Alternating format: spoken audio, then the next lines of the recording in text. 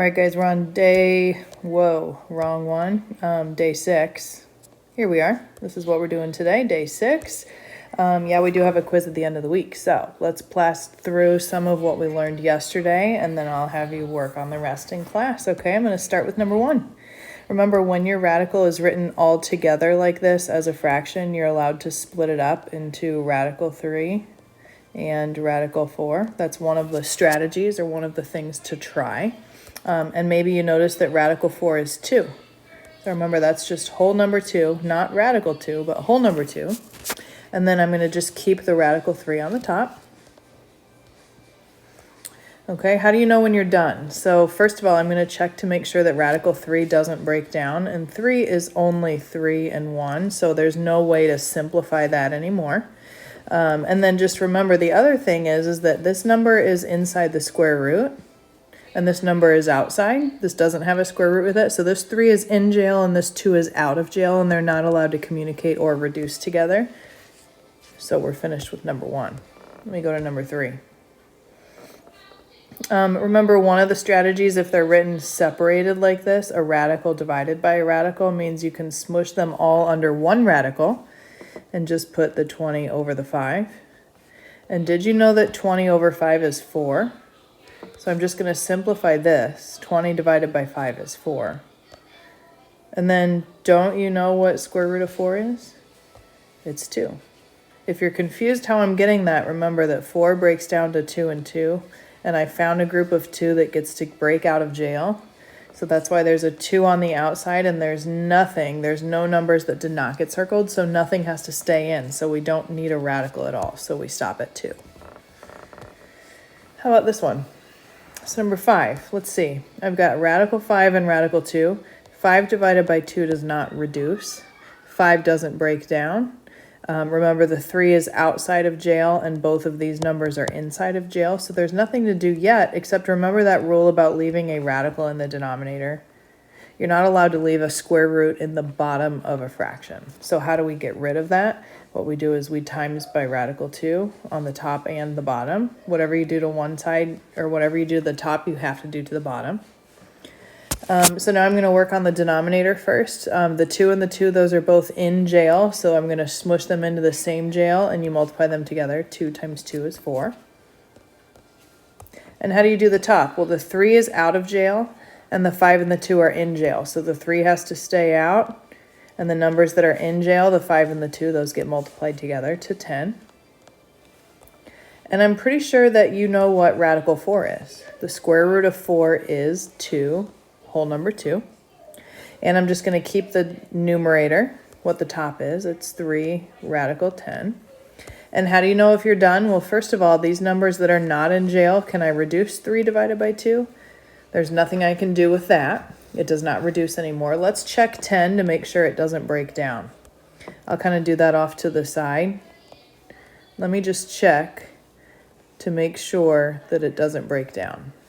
2 and 5 does not break down. Okay, so radical 10, I guess, is finished. That means that I am done here. How about number 7? Okay, I think the first thing I might try to do here for this one is to smush them all together. 12 and 27. If you were thinking, could I break this down and break this down? The answer is yes, you could. I think I'm going to reduce the fraction first. So 12 and 27, I can reduce that. Think back to normal reducing rules. You can divide the top and the bottom of these by 3. So this fraction actually reduces.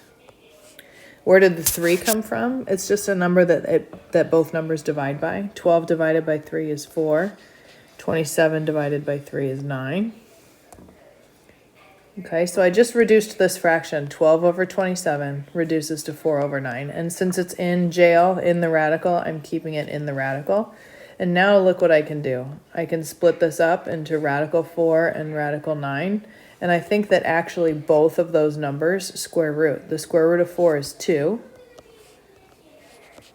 And the square root of 9 is 3. And 2 over 3 doesn't reduce anymore, so we're finished. Okay, let me do a couple more. I'm going to do the same thing for this problem, I think. Let me see if I can get it to reduce. I know they're both even numbers, so I'm going to first smush them together under one radical. And I believe that I can divide both of these numbers by 2. They're both even. So I'm going to make it, let's see. 20 divided by 2 is 10, and 54 divided by 2 is 27. Okay. Now let's see, let me split it back up into radical 10 and radical 27. We already talked in an earlier problem about how 10 does not break down anymore. There's only 2 and 5 inside 10. There's no groups of 2. So the radical 10 is going to stay. But I think I can break down 27. Remember, isn't it 9 times 3? And that's 3 and 3. So I found a group of 2, which gets out. So in the bottom, the 27 breaks down. It's 3 radical 3. Remember, this number has to stay inside. It didn't get circled. But I'm going to do the radical 10 in the top. How do I know if I'm done? Well, first of all, 10 is in the radical and 3 is in the radical, and 10 divided by 3 does not reduce. Remember that rule about leaving a radical in the denominator? I'm technically not finished yet because this has a radical in it. So how do I get rid of it? I multiply by radical 3, top and bottom. And so that means I'm going to write my equal sign here. I'm going to do 10 times 3. They're both inside the radical. They're both in jail, so they're going to stay in jail together by being multiplied. And this number 3 is going to stay in front. And I have two numbers that are in the radical. Radical 3 and radical 3 make radical 9. And did you remember that radical 9 is 3?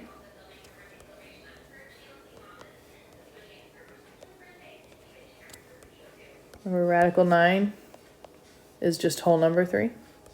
And I have radical 30 in the top. I know you're thinking like, gosh, why aren't we done yet? So let me just simplify this. Radical 30 stays in the top, and then I have 3 times 3, which is 9 in the bottom. Let me just double check to make sure 30 doesn't break down. It's 5 times 6, and 6 is 2 and 3. Do you see any groups of 2? I do not have any pairs. 30 doesn't break down. It's a good thing to just always check to make sure. But there's nothing else I can do after that. Okay. Okay, let me take a look at number 11 real quick, and that'll probably be the last one that I'm going to do. So, can I reduce x and 2? And why am I choosing these two? Because they're both in jail. Remember, the 3 that's outside of jail can't combine with either of those. X and 2 doesn't reduce. So I think what I'm just going to do is try and get rid of the radical in the denominator. Remember, you can't leave that 2 down there like that, so you have to times the top and the bottom by the radical that needs to go away. When you do that, both of these 2's are in jail, so I'm going to write the radical, and then 2 times 2 is 4. I'm going to keep the 3 on the outside, and I'm going to combine the x and the 2 inside of jail, so the 3 stays out. And I'm going to write 2x, or x2, if you will. Okay, and I know that you know that the square root of 4 is 2. So I'm going to write 2 here. And I'm going to keep the top the same. And just remember that I cannot reduce this 2 with this one because this one is in jail and this one is out. What I am going to check is to make sure that this number and this number don't reduce, which they don't because they're both whole numbers. So that means that I am finished with this problem. Yeah, I think I'm going to stop there, you guys. Great job. Thanks for watching. Ask some questions, okay?